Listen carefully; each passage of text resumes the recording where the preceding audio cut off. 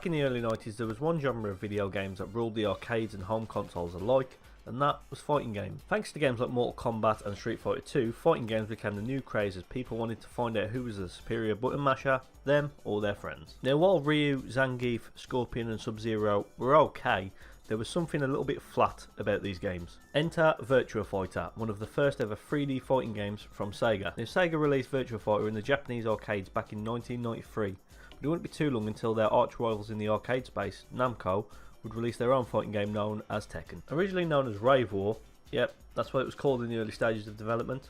That doesn't sound like it has anything to do with fighting, it sounds like a completely different game entirely.